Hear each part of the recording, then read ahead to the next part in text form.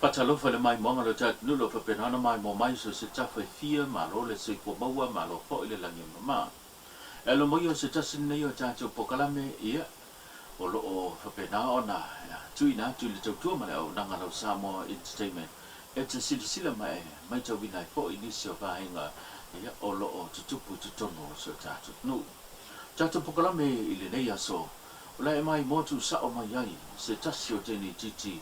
Se furu ma le fitu te usanga o lona tiu te lava lea malona whaipa alo whidi manova ia.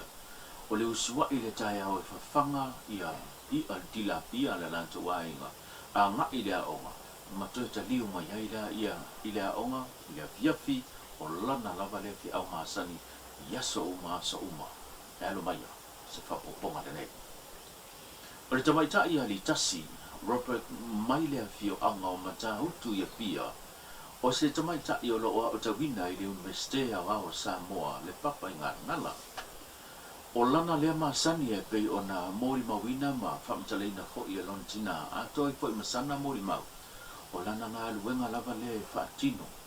I tae au uma a o le i au sui lea onga o le whawhanga lea le i o le nei o le tila ia.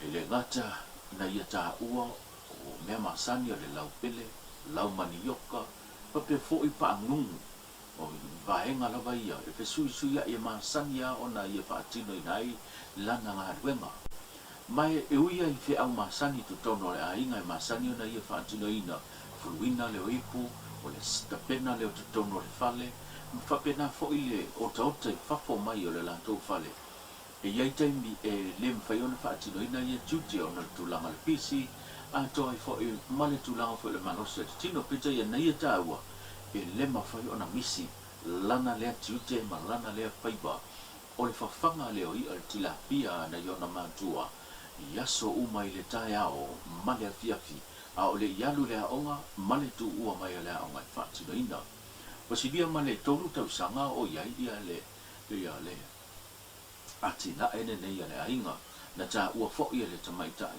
ia ua misalo wasilia male vangu se lau lea whai o i al tilapia o lo i te tonu o le baile nei po le tapu le nei o pe ona e mai moa mai sila mai ai ma le temi la mai tu ina tua ia me ai mo le ia o ina e o i foi lunga ia ta o fe tamai tai e ia temi e masani ona sui ele mai te tonu le tapu e faalu mai fafo ia le baile o la ia nei ia ona to e fatumu le i le si vai fo ia ina ia mau e peale marolo ina male manolosi pe o ia o lo i tono le tilapia. E te mi masani ona a mai fo i e fa o ngā mo le whonga tau mawha le ainga. Ai le iai se te mi whapea watu ina tuai i maketi mo le whatawina. Na ia tā ua ia salo iai se te mi ai o lona lea sao.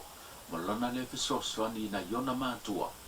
O le whawhanga ina lea ma le tause ina e wha aile le tūlanga. Ina ia malo puipuia ma saunga le mule atina e. Na ia tā ua fo ia iei taimi po le a asa le la.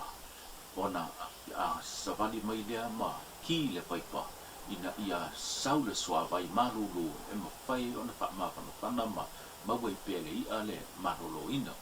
Ona o le peo ne sila mai o le tapula ne o lo i whaforo mai le whale ele o iei se vahe ngai whapeo o wha maru ai. Ai o le tāua o le sua vai lea pea o na asa lela.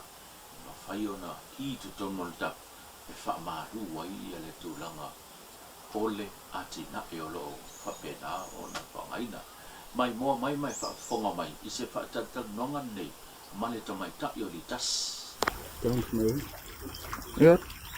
Alo? Pasang ya. O te bi ma senga whangaiau tilapia. Kaya mare fe via so uba ma ko fie se fa ngu nela le wo sa wo mare lima se lau pe ya la pe ko ki la ka le ya o se ka me ma se nga ka le la mai ai fa nga mo me ai ponga ma fa le ya ku so la le fa na le ni ka ma ye le tilapia.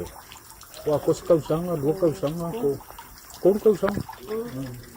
Oleh lai fai ma ve whakau. Ma ke ki ka le leo. Yo tanga ki la ho leo ma kwa ke lea. Kau si ngō fie le. Ia, ko sa fia. O me ia ke ringa whao ngai kau si ai. Nabe me ai. Pa ngungu ngō. Pa ngungu ma lau pede. Lau pele. Oleh lai kau si ngō fie. Le ole vai. Oleh kai mi e fai ole fai ma sui le vai. Ia, e kai koluma fia ma sui. Sui whaalu, whawhole vai lea ai sau le. Ia le si vai fo. Le vai le sau kong ia le vai le whao ngai e whaingu ai. Ka male le niko. Ise kai mi e whape ua. Upe le ua mamake i au ngore asa le lao. Le la inga ile so a kope le. Lala le whainga le whai e. Whai makau whapaolo le. Le kapu le ako. Le asa ke le la e ki le pepa dia. Nga la i o i lalo i le singa dia. Whamalu Ise kai mi wa e wa ai wa la popo ai kongu. Wa nga le tise longa te me whawhangai ko ai whai lunga. Whaanu le vai. Ame uma sa koe le la kisi le limo dia. Nai lono la ia le la koe ale. Wama ai ya. Ola wala le maka whai o le whakingo ya sa uma. O ka whanga o. Ole ke a onga ke mili. Sia ngeo kau sanga. Tele ke a onga ngi. Ka pafue lo suafa. Oi. Oi lo suafa le ke. Wala mai mo me sa mo le fi fa fonga sa mo lo suafa.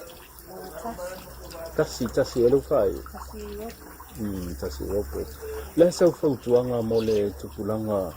Sala vo wa ke le ko pulanga le fi o ma te ki ya o le puku sa le sa nga le so ngi ma ku ma inga.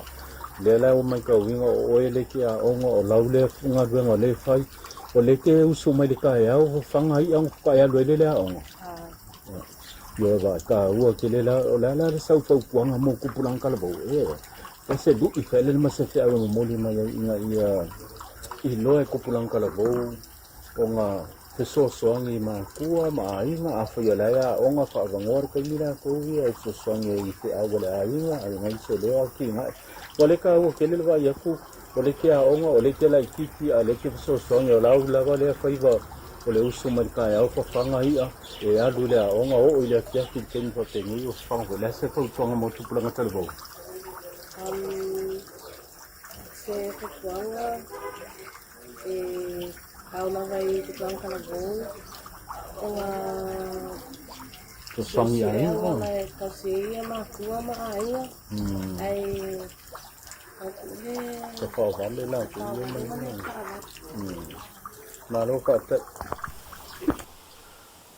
O tama tai ya di tasi suma fitu te sanga lo a ona nei I le universite I papa ngala ngala. Le universite a Samoa.